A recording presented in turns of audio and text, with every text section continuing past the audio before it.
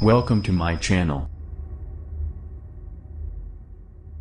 Healthcare affordability. The US-led TPP comes with strings attached for Vietnam. While Vietnam waits to become marked on the global map as an important trade destination when it joins the US-led Trans-Pacific Partnership, TPP, there is a growing outcry on the implications of the free trade agreement.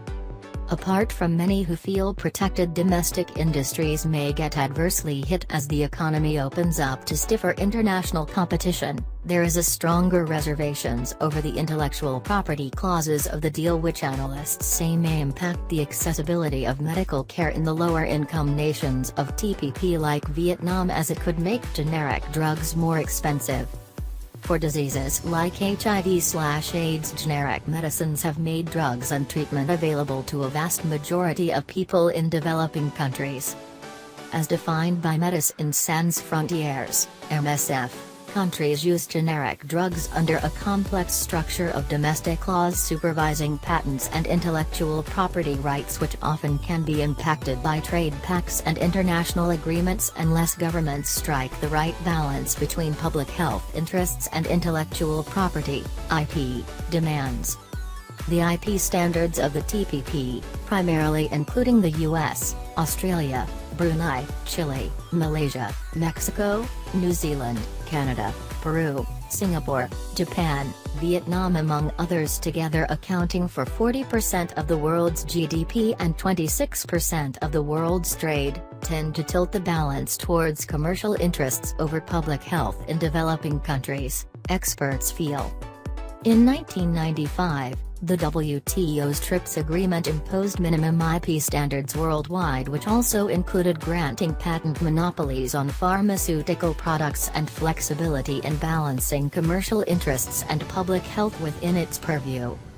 However, the proposed TPP agreement, according to WHO's UNITAID, includes extensive obligations related to intellectual property and investor protection which exceed the minimum standards of the multilateral WTO Agreement on Trade-Related Aspects of Intellectual Property Rights, TRIPS. UNITAID says there are serious concerns that will have adverse implications for access to medicines and the protection of public health in general when adopting TPP provisions, like low standards of patentability resulting in a greater number of patents being granted, including on medicines and medical technologies. IP aggressiveness.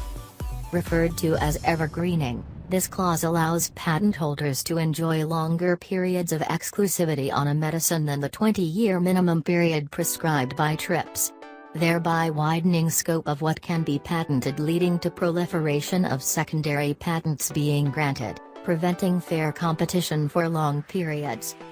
Dr. Matthew Rimmer, Australian Research Council Future Fellow working on intellectual property and climate change and Associate Professor at the NU College of Law, says, with its high intellectual property standards and special privileges for investors, the TPP poses serious and profound challenges for public health, drug pricing, and access to essential medicines. As highlighted by UNITAID, there has been particular concern about access to essential medicines for infectious diseases like HIV/AIDS. Vietnam has struggled with the complexity of the trade negotiations.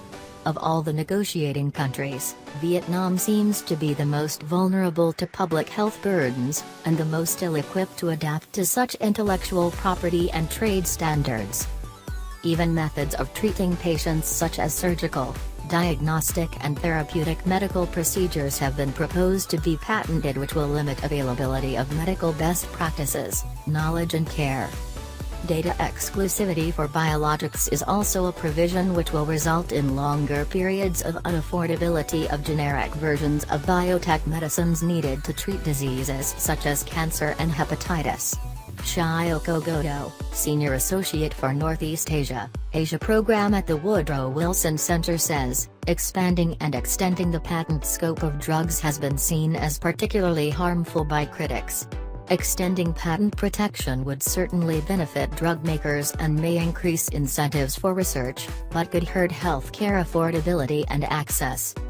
For instance, Drugs known as biologics, created through biological processes only, are proposed to have 12 years of data exclusivity. The provision for investor-state dispute settlements, ISDS, allows corporations to sue governments in private supranational arbitration over pro-public health regulations or decisions seen to be interfering with anticipated profits. Vulnerabilities. For Vietnam, with an estimated over 280,000 HIV-positive people, and cancer among its top 5 health problems, it will have severe implications on managing medicine prices if TPP comes through. This issue of healthcare access and affordability is one of the biggest issues challenging Vietnam's support for TPP. Being a member country of the biggest, high-standard multilateral trade pact puts Vietnam's economy on the global map, and will give it a distinct advantage among its neighbors as it competes for investments in key sectors and looks to grow its critical textile sector. Yet, public opposition stemming from fears of a greater healthcare divide is growing, Shioko Goto says. Vietnam faces a huge epidemic of HIV and hepatitis C due to injecting drug use. A number of new drugs for hepatitis C are patented and are exceedingly expensive, up to $80,000 per treatment. As early as 2005, the UN estimated 8.2% of deaths in Vietnam are cancer-related, and there are 1.5 million new cases every year. However, only 3% of the pharmaceutical market account for cancer medicines according to Oxfam. What happens to the rest? How do they afford the treatment? While about 170,000 people still require basic treatment in Vietnam, close to 2.7% of Vietnamese citizens rely on the second and third-line medicines as the disease progresses, especially for HIV/AIDS, most of which are under patent and 5 to 10 times more expensive than first-line medicines. The U.S. has proposed time-limited exemptions for a few of the low-income countries, including Vietnam, where some provisions wouldn't be implemented until a certain date or conditions are met. Experts feel it will only delay the implementation of such provisions and not curb the challenge of healthcare accessibility which the current TPP pact poses. Goto says, while the United States has proposed measures to exempt some countries, namely Malaysia, Mexico, and Peru as well as Vietnam, from some of the more stringent patent regulations for a limited time, opponents fear that such measures will still not be enough to keep medicines affordable for all who need it, regardless of where they live. She adds that the U.S. proposal of high and low-income countries is based on classification by the World Bank, which itself has come under attack from numerous non-profit organizations. Specifically, there is concern that even in countries like the United States that is wealthy at a national level, it still has large percentages of the population that struggle to pay for necessary drugs. The challenge of affordable medicine and need for generic drugs is universal, and not just limited simply to poorer nations. As such, moves that would raise prices further are viewed as grossly unequal. Rohit Malpani, Director of Policy and Analysis, Médecins Sans Frontières, MSF, Access Campaign, points out that the TPP is a product of efforts by multinational drug companies which have not only convinced the U.S. to reverse the May 10th agreement under the TPP, but has also persuaded the U.S. Trade Representative to introduce a host of other TRIPS Plus rules that will have negative impacts on generic competition and access to medicines. Essentially, the May 10th agreement was a decision by the United States to unilaterally revise provisions in free trade agreements related to issues around the environment, labor and intellectual property and access to medicines.